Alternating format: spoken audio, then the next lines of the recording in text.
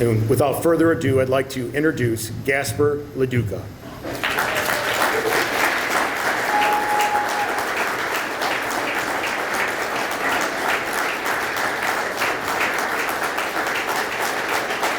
Thank you. Thank you. Thank you. Wow. Wow. All right. Thank you. Thank you for that very warm welcome and that amazing introduction. Thank you, Benny.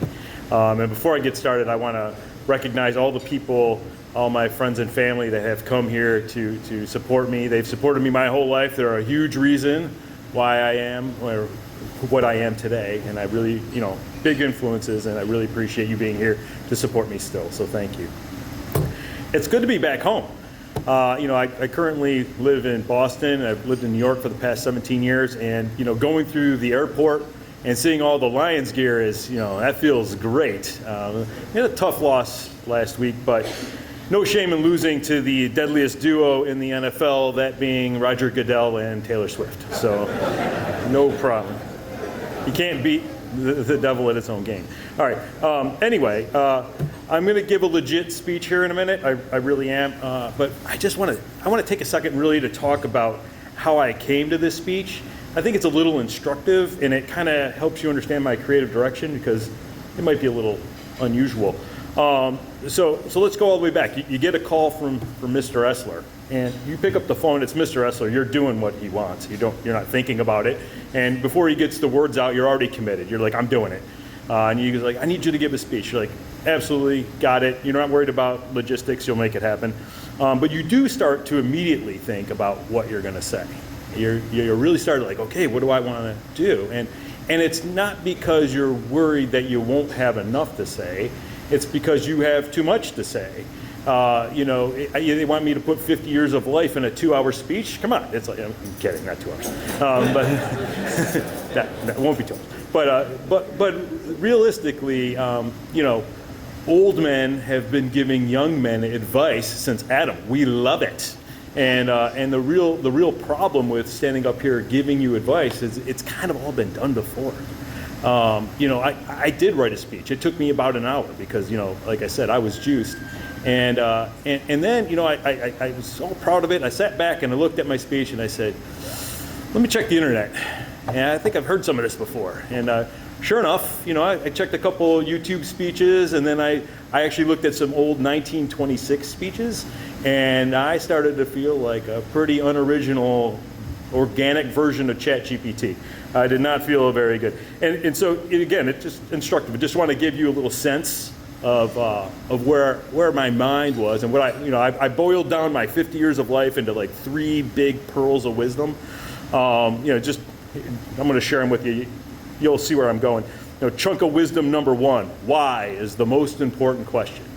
I say this all the time. I love this one. And these guys have all heard me say it like too many times. They're sick of me saying it. But in my line of work, I'm usually using this chunk of wisdom to sort of calm people down about AI. AI is not, it's not Terminator robots. AI is not sentient. It's not conscious. It doesn't have will yet.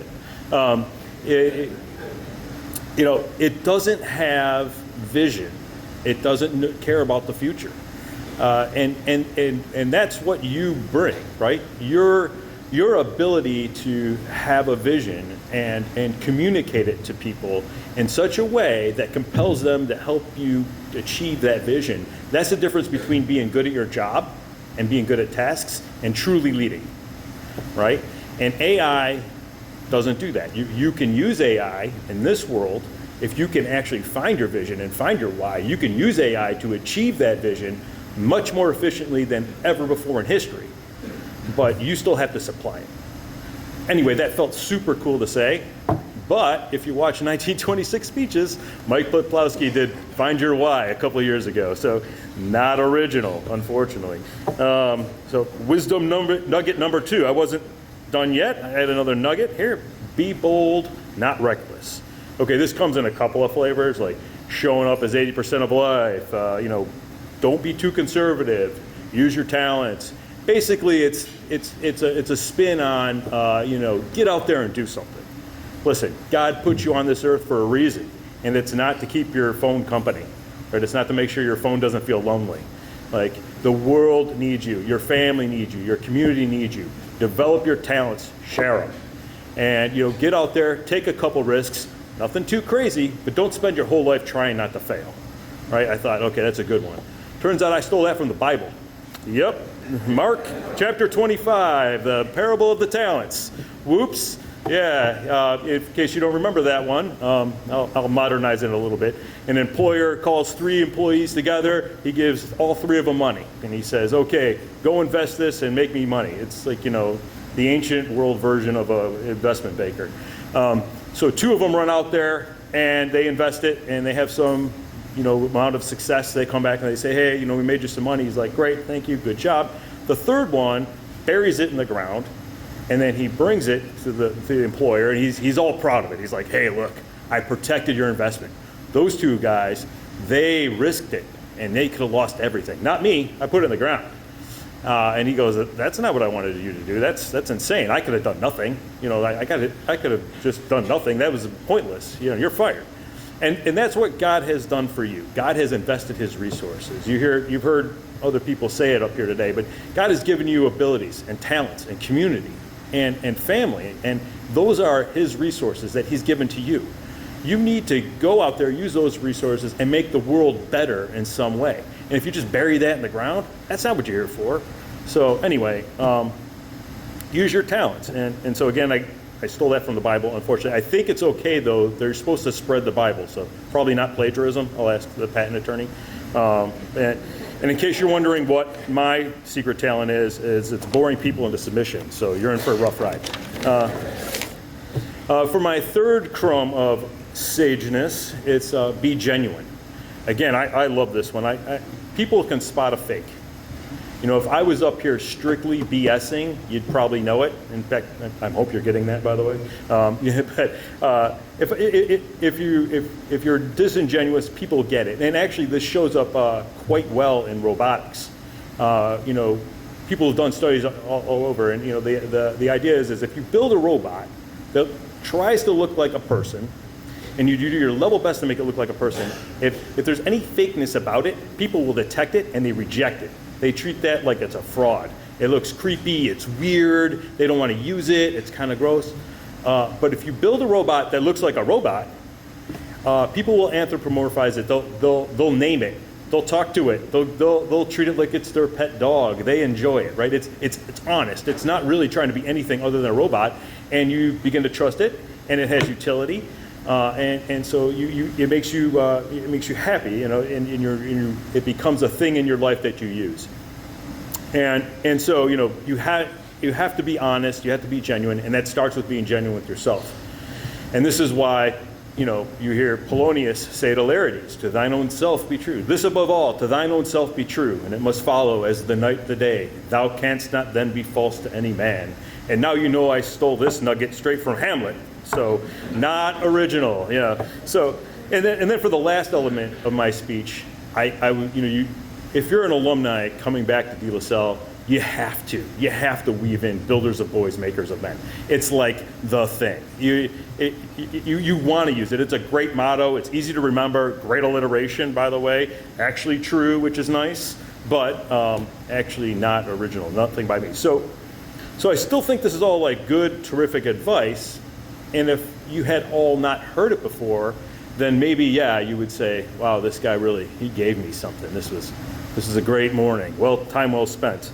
But I don't think that's true. I think you've probably heard all of that in various forms. And for me to pretend like you didn't, I would be like a car alarm sort of blaring away, and you'd be waiting to go enjoy the day without school. It's Macbeth would say, my time up here would be like a tale told by an idiot, full of sound and fury, signifying nothing. And that's all the Shakespeare I got. That's it. I had to memorize a couple lines of Shakespeare. That's a nod to my 10th grade teacher, Brother Jerome. He made us memorize a couple lines of Shakespeare, and under the guise of it would help us meet girls. The problem with that is the girls you can meet with Shakespeare expect you to like Shakespeare. And if you don't actually like Shakespeare, you got a rude awakening coming your way. So you got to be careful with how you wield the Shakespeare. Okay, so speeches in the trash, and then I thought, okay, if I'm really going for original here, the only thing I got is, my life. My life story is original by definition. Everyone's is. There's only one me. I've done a bunch of different things. I've traveled more than many of my friends and family. So let me just, maybe I could give an accounting of my life in 6-7 minutes. You knew it was coming. Come on.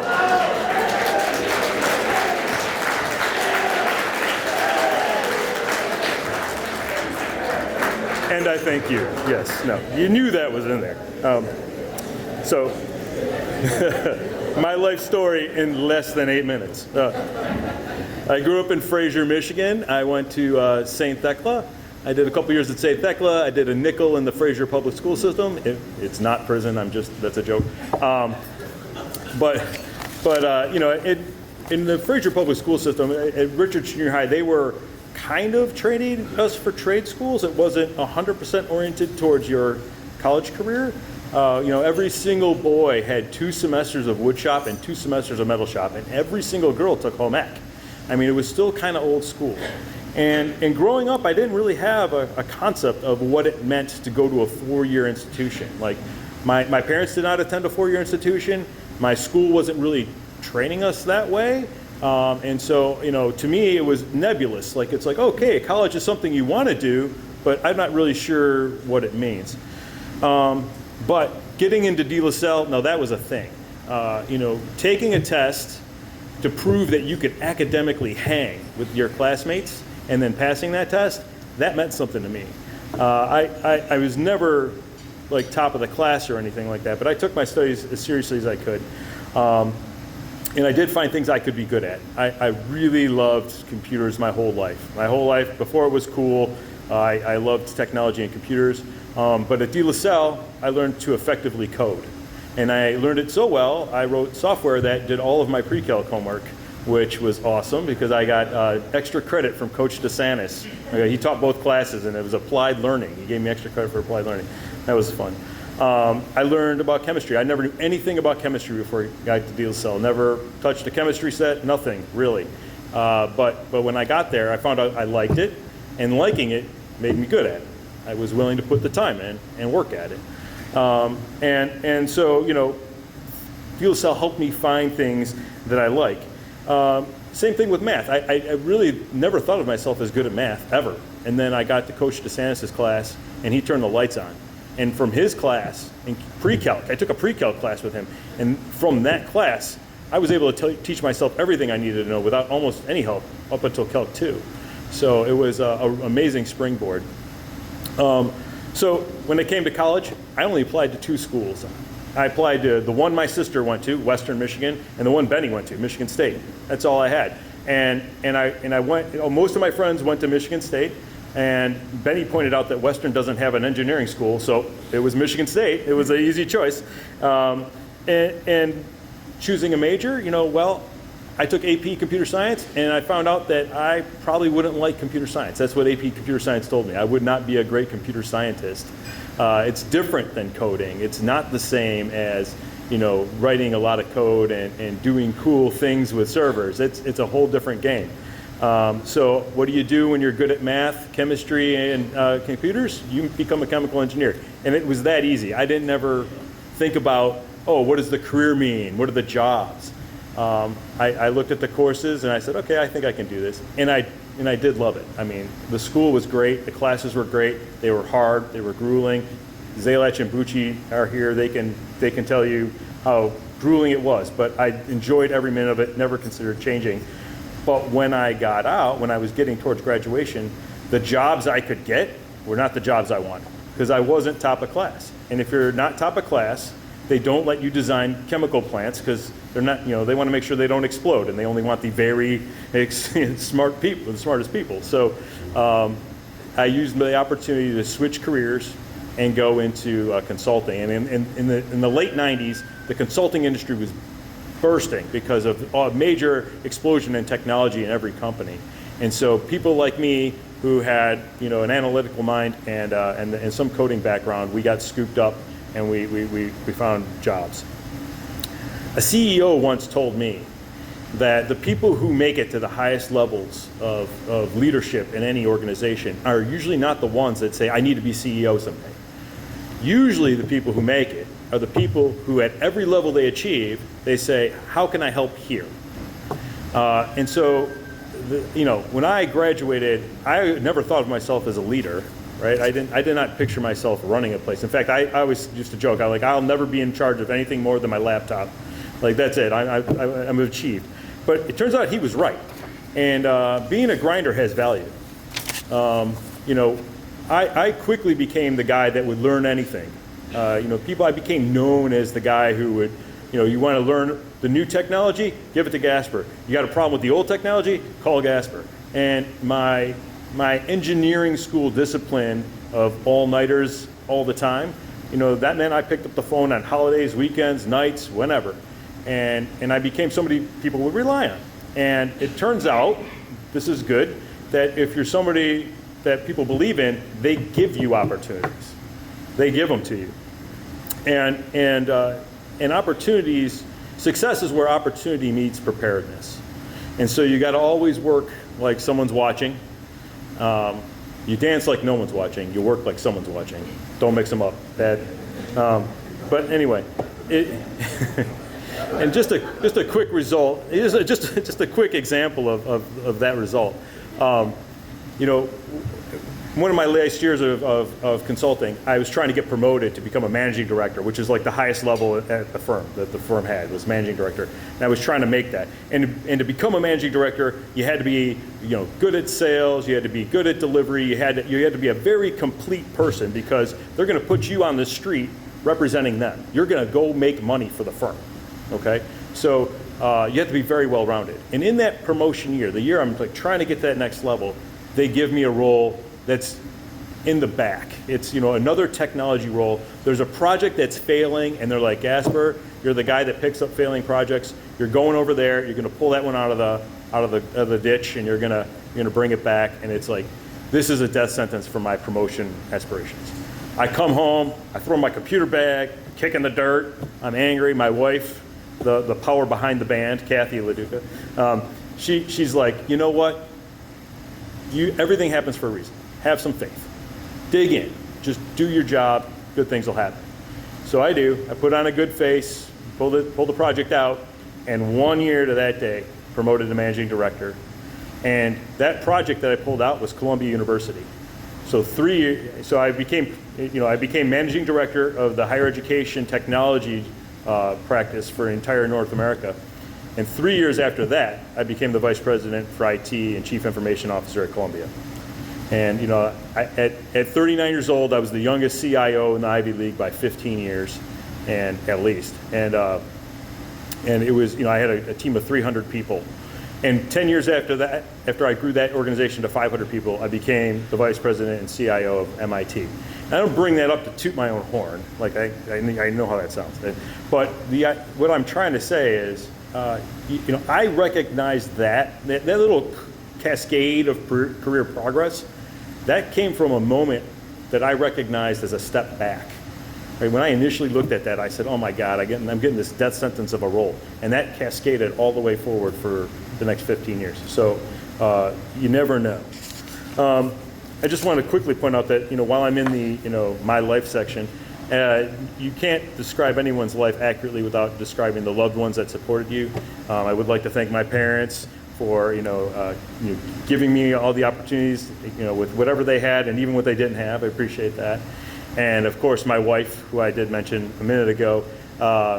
Listen, if you can find someone like that to share a life with and build a family with, you grab that opportunity with both hands and you run and you don't look back, because the world will find new and exciting ways to kick your butt.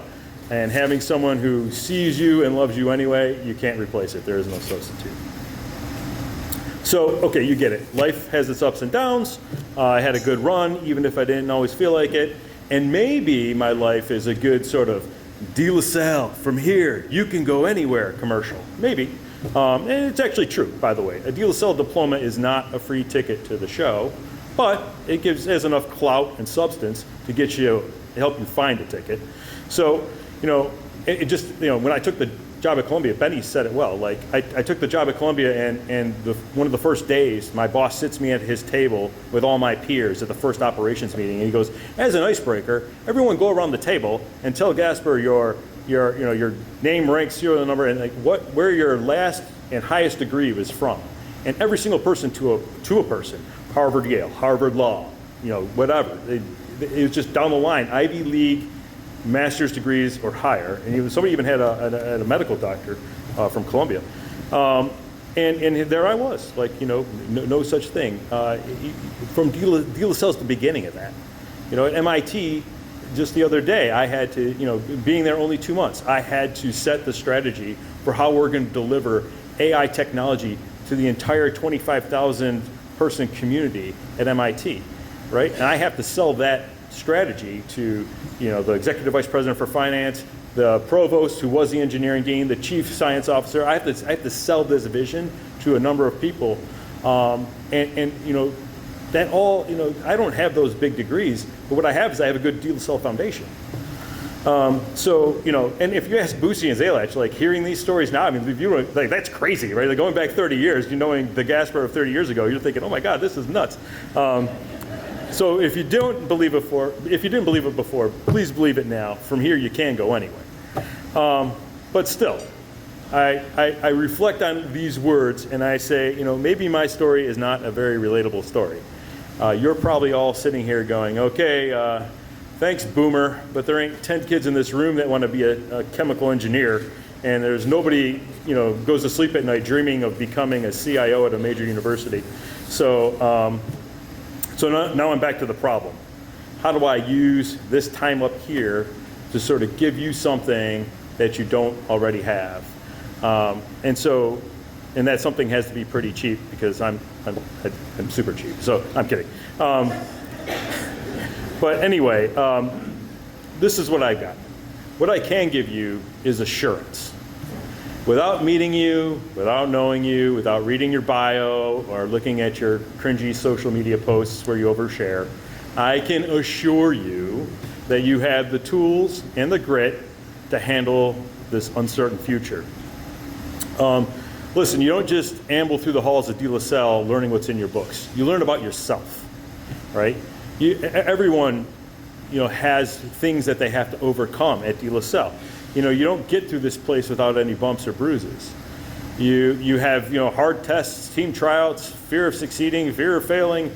You have every single thing, that emotion that comes your way, you've had to deal with it.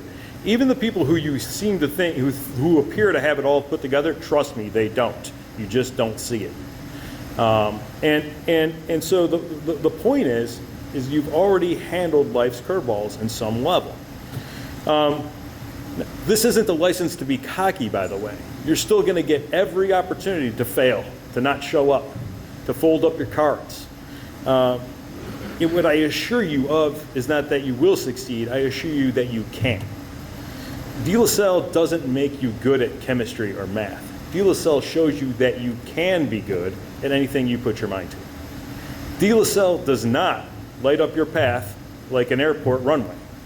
It gives you the faith to believe that there is a good path to be found for you, the skills to navigate it, and the intestinal fortitude to fight on when the path takes an unexpected curve. I assure you, those are very real gifts. Now, you may say to me, yes, but I had a lot of help. I didn't do this by myself. Maybe I don't have what it takes to drive on. And that's where I say, gotcha, because that's how the whole world works. Nobody does anything alone. Part of having what it takes is having people who are willing to help you and sharing your problems, and you doing the same for them. You can't underestimate the power of your community. And so, while I'm willing to bet that my super original speech has assured you that you have what it takes and that you are well positioned to handle life's curves, I further want to make it clear. It's because that there are people who are willing to contribute to you, that there are people who are willing to contribute. and willing to, work with you on your development. I'm not going to lecture you on your obligation to be the next generation trustees of DLS's future. You're not obligated. It's not technically true. But I will say this. A truly fulfilling life is one in where you give to the world more than you took from it. And that requires a certain amount of philanthropy. And so while I'm willing to bet, I've never met anyone who says, I don't want a fulfilling life, right? So that makes me certain that you will want to engage in philanthropy at some point in your career. And you, being now molded in the 300-year-old legacy of St. John the Baptist de La Salle himself, you will be looking for a place to begin your philanthropic career, and I suggest you start here. I suggest you embrace the LaSallian roots you've sprouted, and look for how you can contribute at de La Salle. Listen, the philanthropy doesn't start in your 50s. Somebody said it doesn't. Not because you write big checks. Philanthropy starts when you feel that tug, you feel that pull, you see the opportunity to jump in and help, and that starts now. Like you, the future students will need assurance that they can handle the world that we here can't even imagine. And you are uniquely positioned to give that to them. So that's the speech. I've given you assurance and the secret to a fulfilling life to boot. That was bonus material. And I appreciate your time, and go Pilots.